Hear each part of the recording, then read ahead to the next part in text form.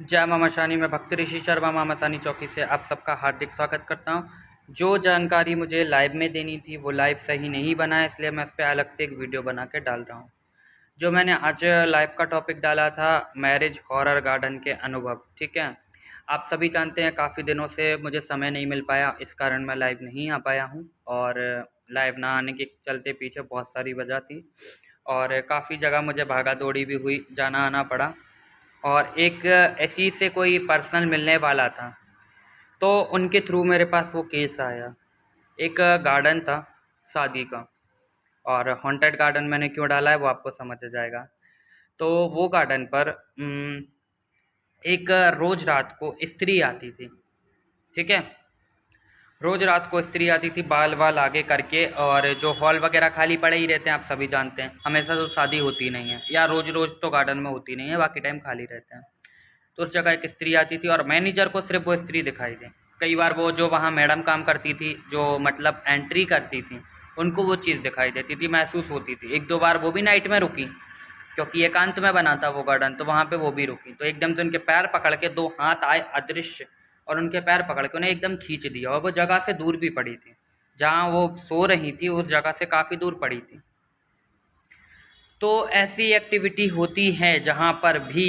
ठीक है, पहले तो इसको वहम नहीं कहा जाता, क्योंकि वहम एक को होगा, दो को होगा। जब आपको क्लियर कोई शक्ति दिखाई दे रही है तो ये वहम नहीं होगा। उन्होंने बहुत सारे लोगों को बुलाया, और जो मालिक था उससे भी बोला, तो मालिक ने कहा कोई भूत भूत नहीं होते हैं करके। और मालिक भी एक दिन रुका वहाँ पे, उसके साथ भी वो घटना घटी। तो मालिक ने वहाँ तो रुकना कर दिया बंद। वहीं पास में जब भी वो आया करे तो पास में होटल लेके रुका करे। अब मैनेजर तो फंस गया, क्योंकि उसकी जॉब थी वहाँ। ठीक है, अब 7 बजे के बाद शाम को मैनेजर उस गार्डन में ना आए। गार्डन से बाहर निकल के, मतलब अगर भूख प्यास भी उसे लगे तो वो पूरी पूरी रात भूखा लेटा रहता था। बाहर जाकर वो भोजन पानी तक ना करता था। अगर 7 के पहले पहले उसके पास खाना पहुंच गया अंदर तो पहुंच गया, और नहीं 7 बजे के बाद वो ना तो छत पे दिखेगा, ना टेरेस पे दिखेगा, ना गैलरी पे दिखेगा, ना गार्डन पे दिखेगा। कई बार हुआ उसके साथ, और कम से कम 4 साल से हो रहा है ये काम। अब उसको थोड़ा आदत में भी आ चुका था। तो कभी कभार उसको स्त्री दिखे, कभी स्त्री रो रही है, कभी उस बात करने की उससे कोशिश कर रही है, उसे बुला रही है। हालांकि वो गया नहीं, डर लगता था उसे। ठीक है, कमज़ोर दिल का और नॉर्मल इंसान तो डरेगा। जब गेट लगा हुआ है तो स्त्री आई कहाँ से।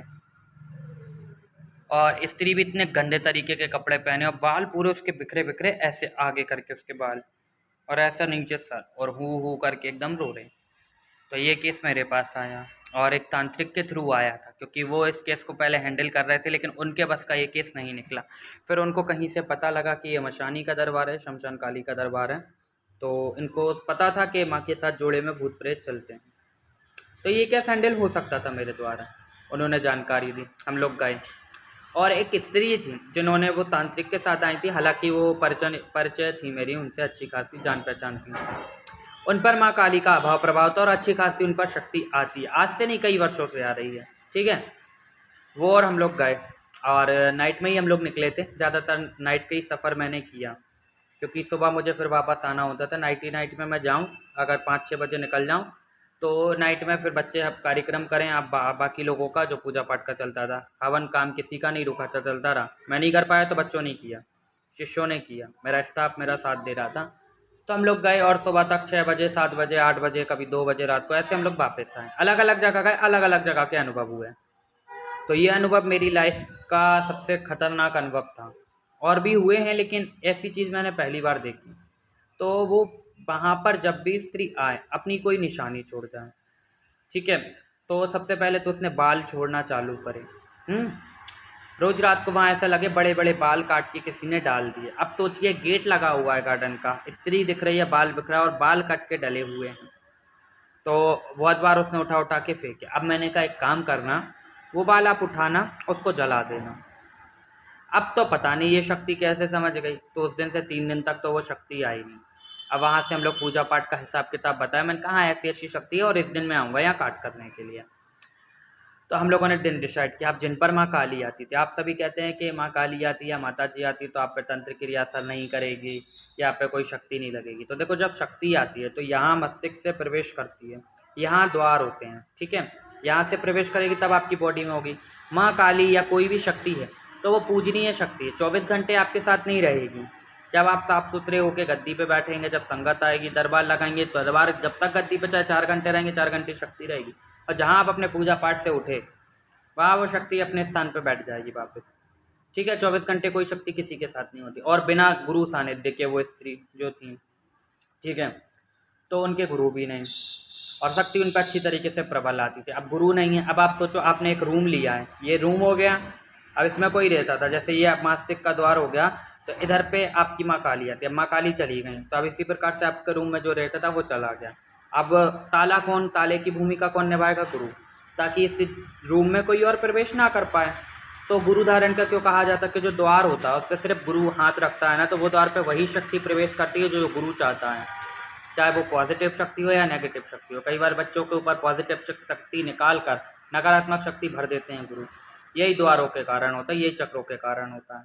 ठीक है, तो गुरु क्या करता है, एक रक्षा कवच का दीवार जैसी यहाँ द्वार पे बना देता है। जब आपके सर पे हाथ रखता है ना तो उस गुरु का कवच आपके ऊपर लग जाता है, जिसके कारण कोई भी नकारात्मक शक्ति आपके शरीर में प्रवेश नहीं कर पाती, क्योंकि वो द्वार पे वो मतलब जो दरवाज़ा रहता है ना गुरु के द्वारा इतना स्ट्रांग हो जाता है वो ऑरा कि वो ऑरा को तोड़ के नहीं आ सकती। अगर वो आपके शरीर में घुसने की, प्रवेश करने की कोशिश भी करती है तो कई गुना ज़्यादा दूर जाके फेंकाती है। ठीक है, और अगर यही काम आपके साथ आपका गुरु नहीं है और फिर आपका शक्ति चाहे कोई भी आ रही हो, कितनी बड़ी वाली भी शक्ति आ रही हो, शक्ति जब तक रहेगी तब तक आपका कुछ नहीं होगा। जहाँ शक्ति गई तो कोई भी शक्ति आपके शरीर में प्रवेश कर सकती है। ठीक है, तो ऐसे ही उनके साथ हुआ। अब वहाँ से हम लोग आए और वो स्त्रियाँ 2 थीं, उनके साथ प्रवेश करने लगी। और एक तो मेरे शिष्य को महसूस हुई, कहले गुरु जी यहाँ 2 हिसाब किताब है। मैंने कहा हाँ बेटा हैं। तो कहले आपने तो 1 बताया। मैंने कहा 1 इसलिए बताया, अभी इनको 2 बता देंगे तो ये रात में यहाँ रुकेगा नहीं। ठीक है, एक नहीं जब ऐसा कहानी बिगाड़ के रखी तो दूसरी का क्या बताएं। कहले अच्छा चलो ठीक है। मैंने कहा अभी दूसरी है और मैंने कहा तुम लोगों को तो पता है, अभी बाकी जो मेन इंसान है उसको अभी सारी जानकारी नहीं दे रहे। ठीक है, घबरा जाएगा और रुकने वाला वो अकेला, और अकेले पे अगर कोई हावी हो गई तो इसको जान का खतरा है। हालांकि उसे थोड़ा सा कवच मैंने दे दिया था, है ना। अब जो काली माँ जिन पर आती थी वो स्त्री गई, तो एकदम से क्या हुआ, एकदम से वो स्त्री घर आई, उनको वो स्त्री दिखाई देने लगी जो मेरे साथ में थी, उन पे माँ आती थी, उनके ऊपर वो शक्ति हावी हो गई। उनके शरीर में कष्ट, रात भर तो वो सो नहीं पाई, उन्हें उल्टी दस्त होना चालू हो गए, पेट में दर्द होना चालू हो गया, अजीब सी हरारत सी रही, आंखें झप रही हैं बार बार, ऐसा लग रहा है भग जाओ, ऐसा लग रहा है और सामान उठा के फेंको, मतलब बहुत अजीब अजीब तरीके का हरकत उनका नेचर हो रहा है। जबकि शक्ति आती है तो ऐसा कुछ नहीं होता, तो उन पर वो चीज़ हावी हो गई। अब क्या होता है, वहाँ जो तांत्रिक थे, जो जानने वाले थे, उनके बस का काम नहीं, उनने लेके हमें आगे कर दिया। चलो भाई, बच्चे को बचाना था तो होना पड़ता है आगे। तो हमने कहा चलो ठीक है। और सुबह उनसे हमारी बात हुई तो हमने कहा क्या हुआ, तो कहने लगे रात में वो स्त्री हमारे साथ आ गई गुरुजी और हमें परेशान कर रही, इसका कुछ करो नहीं, हमें दिक्कत हो जाएगी, नहाते में, खाते में, बैठते में, हर जगह वो दिख रही है। हमें हमारे बच्चों तक को दिख चुकी। मैंने कहा अरे बहुत तगड़ा हिसाब किताब है। शक्ति 2 ही वजह से दिखती है, एक या वो शक्ति की इच्छा हो तब आपको वो दिखेगी, और दूसरा आपके चक्र जागृत होंगे तब आपको दिखेगी। ऐसे नॉर्मल इंसान वो शक्ति नहीं देख पाएगा। नॉर्मल इंसान जब वो शक्ति देख पाएगा जब वो शक्ति आपसे कुछ संपर्क बनाएगी, तब आप उसे देख पाएंगे। या फिर दूसरा आपका जो आज्ञा चक्र होता है ये जागृत होना चाहिए, तो इसके कारण आप वो चीज़ें महसूस कर सकते, वो चीज़ें देख सकते, वो आवाज़ें सुन सकते हैं जो नॉर्मल इंसान तक नहीं पहुँचती। ठीक है, सूक्ष्म जगत की जो भी भौतिक चीज़ें हैं वो आप महसूस कर सकते हो। तो उसी प्रकार से ये हुआ उनके साथ। मैंने कवच दिया तो वो स्त्री तो वहाँ से हट ली। थोड़ा सा ऐसा बताया, मैंने कहा जल वल वगैरह रख के पियो। आप सभी को बताया था माँ के नाम की 2 अगरबत्ती लगाओ अगर ऐसे कोई परेशानी लगती है तो, और अगरबत्ती बुझने के बाद वो भभूत उठा के माथे पे लगाओ, गले पे लगाओ, थोड़ी सी खा लो, और इसके बाद वो जल रखा था माँ के नाम का, वो जल उठा के थोड़ा थोड़ा पियो। यही उनने किया।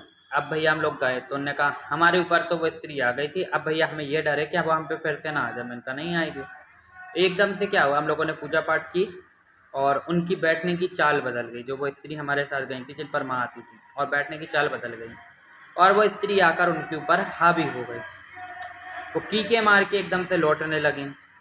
इतने में मुझ पर माँ का अभाव प्रभाव हुआ।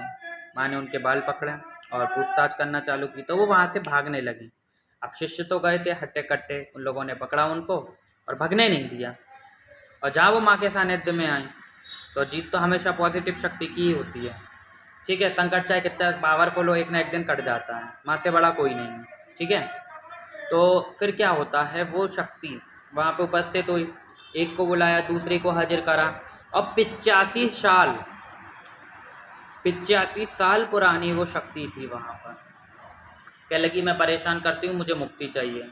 उससे पूछा गया भैया क्या हिसाब है। कहने लगी कि ये मेरे जो बेटे पोता पोती थे, इनने ये जगह बेची, और ये मैं नहीं चाहती थी ये जगह बिके, यहाँ पे कोई चीज़ बने।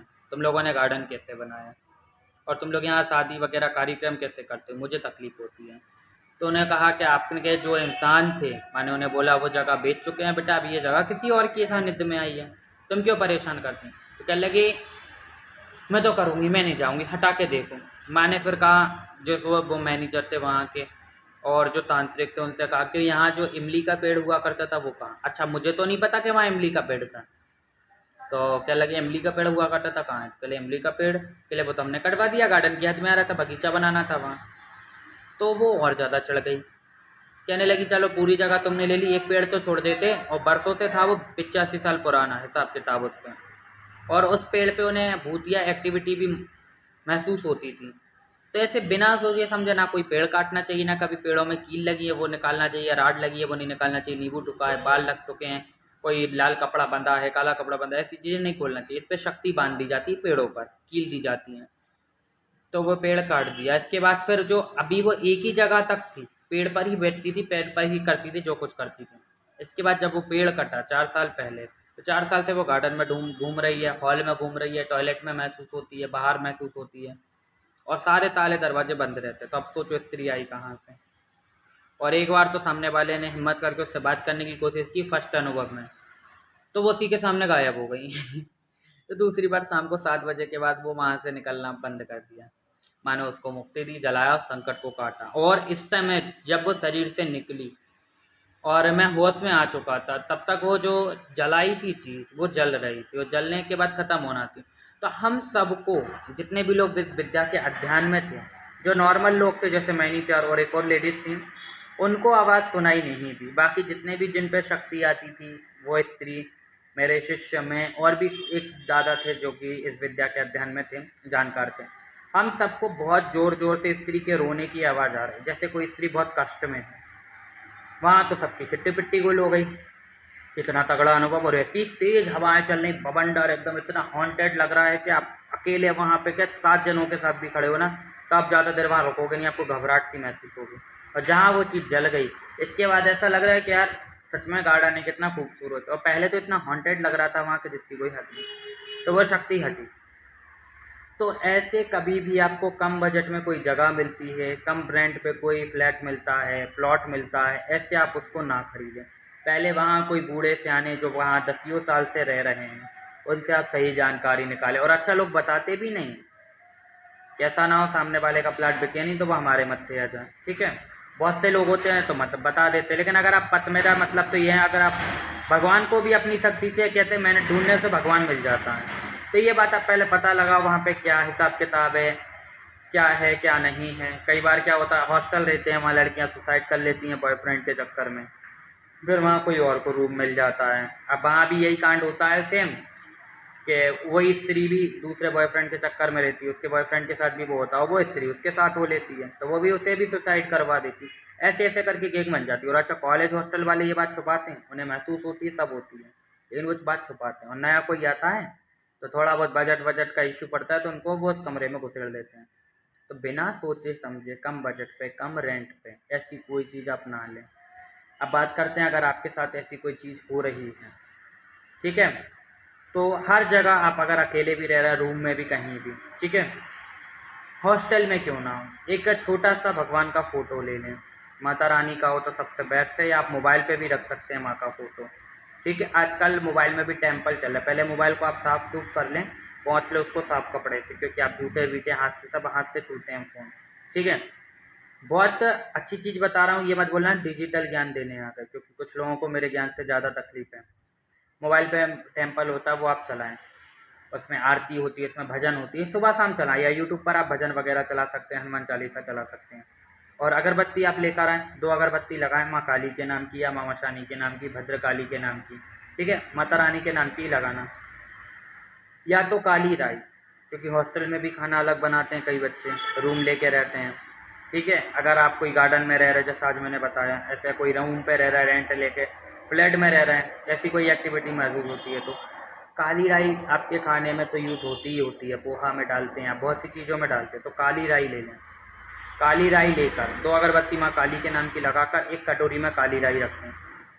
अगर आपके पास लौंग उपलब्ध है तो वो काली राई में 5 लौंग डाल दें। अगर लौंग नहीं है तो काली राई रख दें, और ऐसी रखें कि वो जो अगरबत्ती जल जल के भभूत गिरे उसकी, तो उस कटोरी में गिरे। इसके बाद जब तक आपको कोई इंसान सही नहीं मिल रहा, जब तक आपको दूसरा फ्लैट या दूसरा कमरा या दूसरा रूम नहीं मिल रहा, आप उस स्थान से हट नहीं पा रहे हैं और शक्ति आपको बहुत खतरनाक तरीके से महसूस हो रही, तब तक वो राई थोड़ी थोड़ी रात को, शाम को 7 बजे के बाद हर जगह बिखेरें। लेट और बाथ में नहीं डालना आपको, लेट बाथ से आपको दूर रखना है ये चीज़, ठीक है। बाकी किचन में, रूम में, हॉल में, गैलरी पर, सब जगह आपको डालना है जहाँ जहाँ वो शक्ति महसूस होती है। लेट बाथ आपको अवॉइड करना है, और सुबह उसको झाड़ू के साथ झाड़ के बाहर निकाल देना। ऐसा करने से उस शक्ति का अभाव प्रभाव काफ़ी हद तक कम होगा और वो आप पे हावी नहीं हो पाएगी। 2-4 दाने आप अपने बेड पर डाल दें, थोड़े से आप अपने पास रख लें, या फिर आपको लौंग मिल जाए तो वो 5 लौंग, थोड़े से राई के दाने आप अपने हाथ में बांध दें, लाल कपड़े में या काले कपड़े में। इससे वो शक्ति आपके ऊपर हावी नहीं हो पाएगी, अटैक नहीं कर पाएगी, आपके शरीर पे चढ़ नहीं पाएगी, ठीक है। बिना सोचे समझे कभी भी ऐसी जगहों पे आपको नहीं जाना चाहिए।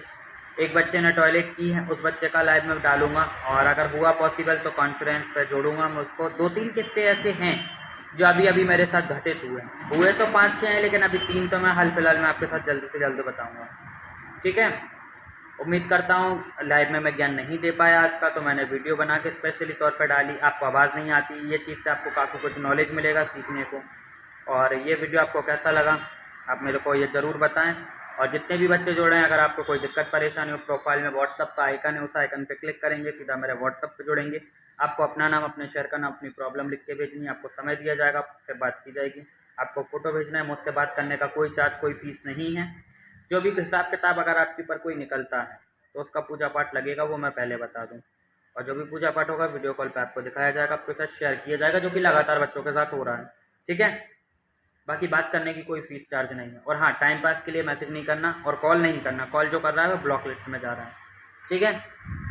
अगला टॉपिक है, अगर लाइव सही हुआ तो पहले लाइव एक्सेस से ट्रायल के लिए मैं यूज़ करके देखूँगा। अगर ट्रायल पे यूज़ नहीं हो पाया तो फिर उसकी वीडियो भी मैं डाल दूँगा, क्योंकि ये नॉलेज एक ऐसा, ये आपको पूरा सही से सुनना चाहिए। इससे आपको आने वाले जगह के बारे में ऐसी कोई घटना होती है तो उससे आपको समझ आ जाएगा कि हमें क्या करना चाहिए, और ऐसी जगहों पे हमें कभी भी फंसना नहीं चाहिए, ठीक है ना। तो उम्मीद करता हूँ आज का वीडियो आपको पसंद आया होगा, और ये लाइव यूट्यूब पर भी अपलोड किया जाएगा। और प्रोफाइल में यूट्यूब का चैनल है, लिंक डाल रखा है मैंने, उस यूट्यूब के चैनल के लिंक को भी सब्सक्राइब कर लें जल्दी। उसके साथ उस चैनल पर आपको माता रानी के साबर मंत्र साधनाएँ देखने को मिलेंगी। अभी मैं चलता हूँ। जय मां मशानी, जय मां भद्रकाली।